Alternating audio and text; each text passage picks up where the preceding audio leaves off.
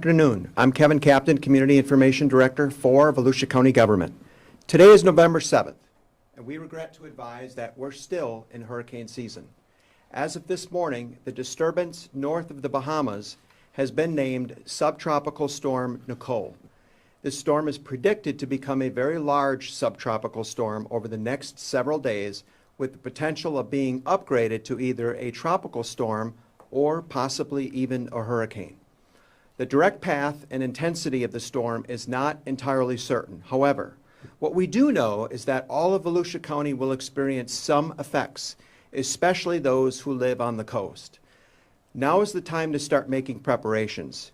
Ensure that you have enough food and water. Remove debris around your home. Clean your gutters and secure any loose items such as yard and patio furniture.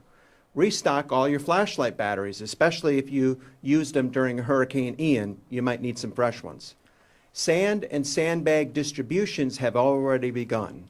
If you are in need of sandbags, visit our Public Information Network site at volusia.org/pin. That's volusia.org/pin. Additionally, you can call our emergency management team for sandbag information from 8 a.m. to 5 p.m. at 386-254-1500. As you know, our coastline was severely damaged by Hurricane Ian, leaving some areas extremely vulnerable to further damage. Volusia County and our coastal municipalities have coordinated to deliver notices to property owners and management companies along the Volusia County coast to notify of the threat of this storm and what it poses. If you live on the coast, we strongly recommend that you make your final preparations today, then move to a safer location when possible, or as soon as possible. Currently, we're anticipating rainfall anywhere from 4 to 8 inches through Friday, and Jim Judge will give you further information on this. This could lead to flooding over roadways, rendering them impassable. As we stressed with Hurricane Ian, please use extreme caution if you have to travel and come across water on the roadway. So for our residents who live in the Stone Island area, Enterprise, Lake Harney Woods, or other areas that are significantly impacted by widespread flooding, please go out and get the needed supplies that you need today. This storm is likely to rise the water levels in these areas again, and possibly severely limiting the access to and from your communities. With that, I'd like to turn it over to Emergency Management Director Jim Judge. Jim? Thank you very much, Kevin. Well, good afternoon, everyone. Well, conditions for Volusia County. Currently, we are under a tropical storm watch. South of us, from Brevard County all the way down to Martin County, they're under a hurricane watch. And we could very well see a Category 1 hurricane come ashore somewhere along the Treasure Coast area. We are also under a storm surge watch. So with that, we already have some dangerous coastal and marine conditions. And if you've been over to the beach, the wave action is still, somewhat significant and only going to get worse. The onshore winds will begin to increase tomorrow. We could see 20 to 25 mile an hour winds. Inland, we could see 25 to 30 along the coast, but we could get gusts up to 35 to 45 miles an hour. Storm surge on top of a full moon, on top of high tides. Storm surge amount of 2 to 4 feet, and it could be 5 feet in certain locations. Wave action as we get into the day Tuesday evening, Wednesday could be up to 6 to 8 feet, growing to as high as 8 to 10 feet on Thursday. And again, getting with these astronomical conditions with higher than normal tides. Halifax River. The Halifax River all along the intercoastal waterway could increase as much as 2 to 3 feet. So for those folks that live along the intercoastal, please take that into consideration. And there is a difference between the high tides on the beach and the tides along the Halifax River. There's about a 6-hour difference with that. Rainfall. We're looking at about 4 to 6 inches along the county, and it could be up to 6 to 8 inches all the way from the coast all the way out to the St. Johns River. Currently, Volusia County Emergency Management is at a level 2 activation. We will go to a level 1 activation on Wednesday morning. Working with the school district, we have placed 2 shelters on standby. We have 1 special needs shelter and 1 general population shelter. Both will be pet friendly, and there'll be more on that tomorrow. If an evacuation is ordered, it would be voluntary for those folks who would like to seek a safer location than one they're currently at. And we will experience 2 high tides each day. For instance, Wednesday morning will be at 8:41, and what they tell us is the morning high tides are higher than the ones in the evening, with that Wednesday night high tide at 8:59 p.m., then again Thursday at 9:23 a.m., and then Thursday evening at 9:42 p.m. The good news, if there is any out of this whole thing, is that once the system does make landfall along the Treasure Coast, it is forecast to move out into the Gulf and then hopefully stay out that way and go up into the Big Bend. But we do anticipate it is going to move fairly quickly. So it's not like an Ian where it was very slow and we suffered with all that rainfall. So again, that's good news that it will be moving fairly quickly through the area. We already have been working with our cities, and we did a brief out with our cities just a little while ago, and we will continue going forward. We're also in communications with the Florida Division of Emergency Management, the National Hurricane Center, and then, of course, with the National Weather Service out of Melbourne, and then also our Region 5, which is Volusia County all the way to Martin, and then Lake County, Osceola, Orange, and again, our Seminole, our inland counties, just to stay in sync with what everyone is doing and what everyone is doing for the protective actions. So, for conditions along the beach, we know we've had some significant damages along that, and quite concerned about, what this weather, what the storm surge, and what these waves will do to those already damaged and those potentially in harm's way. So with that, let me bring up Jessica Fentress with our Coastal Division.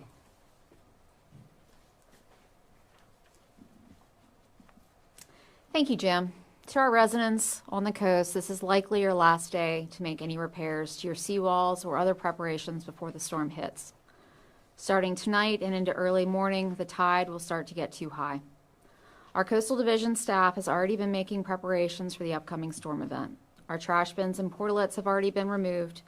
Additionally, all showers and restrooms will be locked and turned off approaching the storm's approach.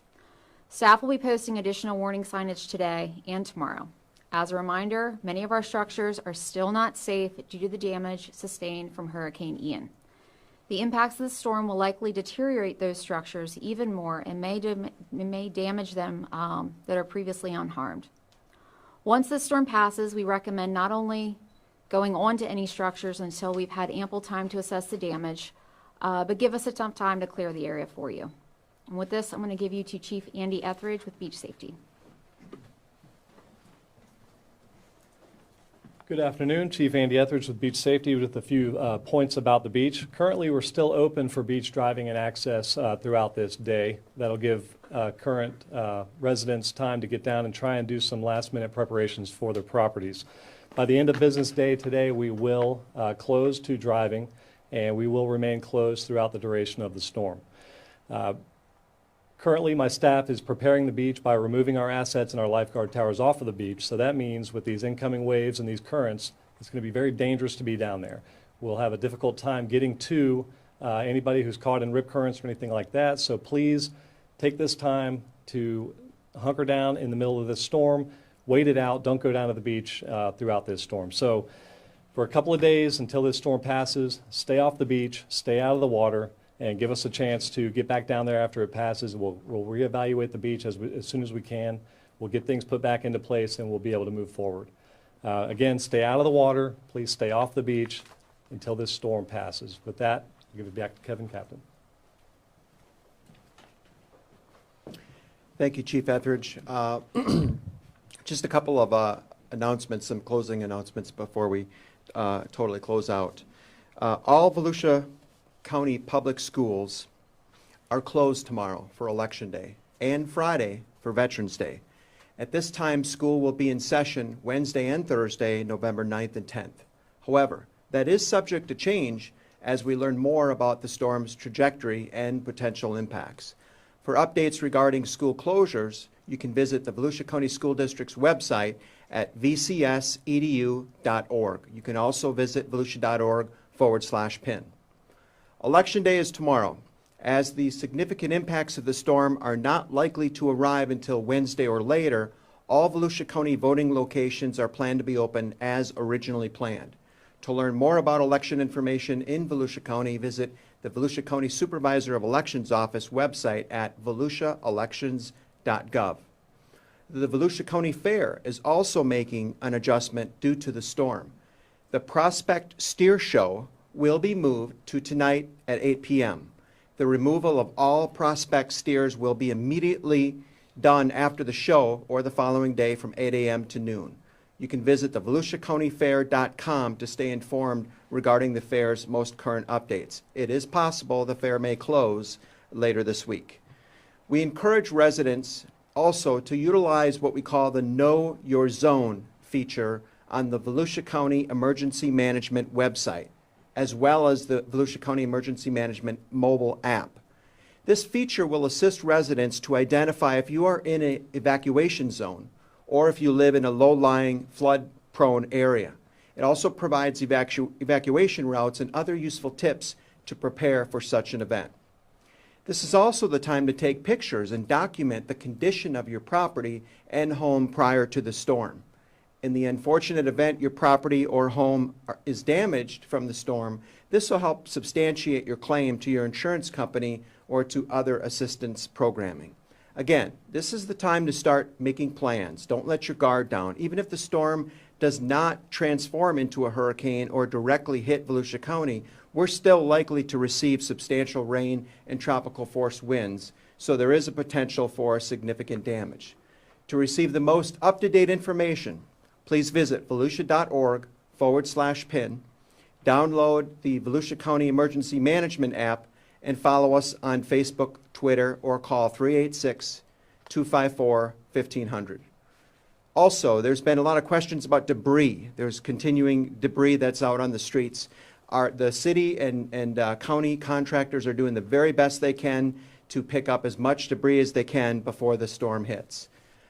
With that, I'll take any questions, and we can appropriate the questions to the respective person. Hi, Sheldon. I'm Sheldon Gardner. I'm a reporter at the Daytona Beach News Journal.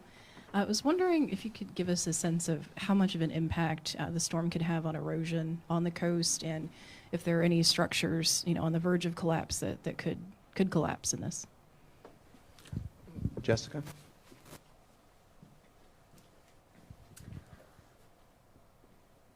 So I'm going to be very honest with everybody out there. We are at a critical point right now with the state of our beaches. Hurricane Ian was a very long duration storm event. In no way did we think we were coming back to significant, widespread, substantial seawall failures across our coastline when we came back from that storm. It's only been a little over a month. The local building officials, so in unincorporated Volusia, it would be the Volusia County, but the municipalities each have building officials in their jurisdictions. They are monitoring the structural integrity of the buildings. With regards to erosion in our ocean, our buffer's gone. So they're calling for a fairly significant swell event on top of a lunar high tide, on top of a wind situation where there's a large fetch out there. The potential for impacts is very significant with regards to erosion. If you are an oceanfront property owner, I would take this very seriously. And if you are uncomfortable or nervous with the structural integrity of your house, I would urge you find shelter elsewhere. Is there anything that people can do? I mean, I know they only have today, but is there anything people are doing today to try to help prevent that, to shore up the structures, or anything they could do? There are contractors out there right now working on private property to put some temporary repairs in place. It does have to be permitted by the Florida Department of Environmental Protection if you want to do shore protection, temporary or permanent. They are working closely with the private property owners. And, you can do sandbags. If you can find some sandbags and place them in as a tow protection measure, that would be beneficial if you own oceanfront property. Just one more question about debris. The county had put out an advisory saying people should try to get their debris from Ian out by the 9th. So are you advising people now to just wait on that until this gets passed?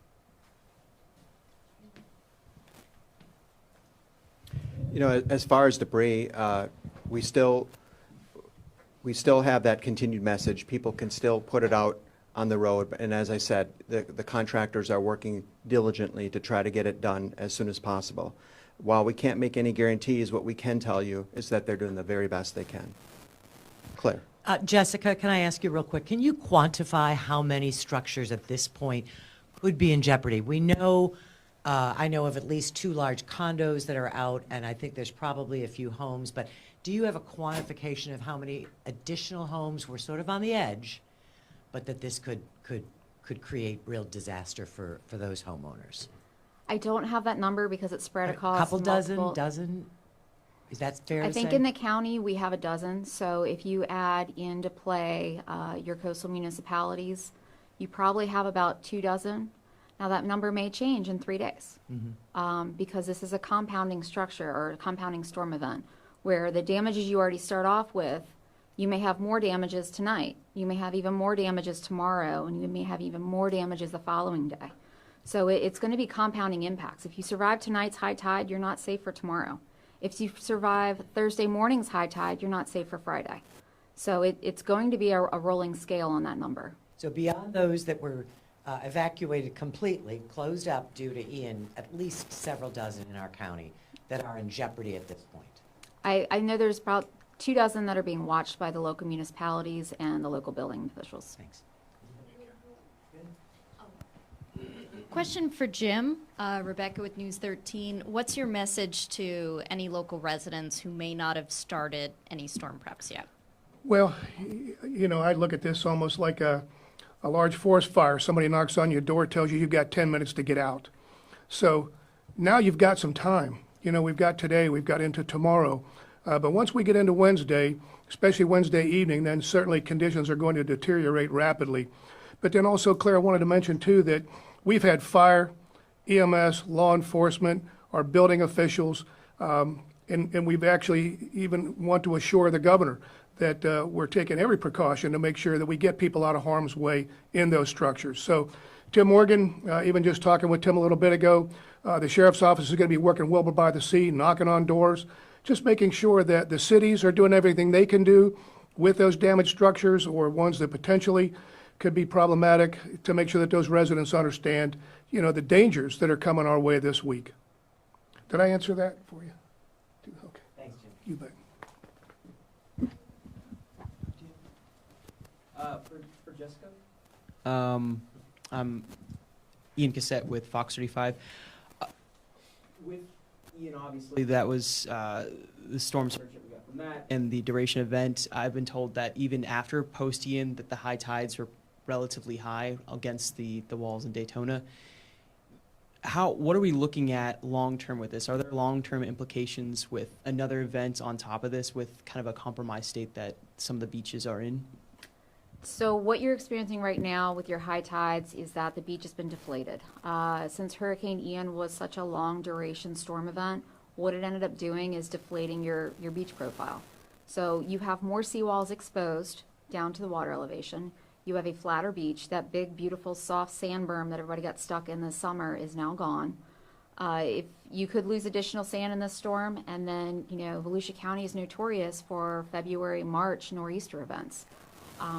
I would recommend any oceanfront property owners that have not taken the time to do temporary or permanent measures to start that process as soon as possible, because we still have another 5 months to go through, where we could have, you know, conditions that might not be a named hurricane, but it could still provide damages to private property. Hang on, Jessica. Also, does FDEP still have people here, like if property owners want to go visit and talk about what they can do, you know, after this passes through, or is there still a representative around they can go talk to? So I want to urge all oceanfront property owners to go to volusia.org/beach cleanup. Beach cleanup is all one word, no hyphens, lowercase, just all one word. You'll find all the quick information you need there, along with phone numbers to Volusia County employees that can assist you with what you can and can't do on the beach. The FDEP is not in town this week, but they are planning on being here next week, because we anticipate some pretty severe impacts this week. So Thank you. we can arrange for a phone call with DEP if someone is in need of emergency repairs and they have not initiated that process yet.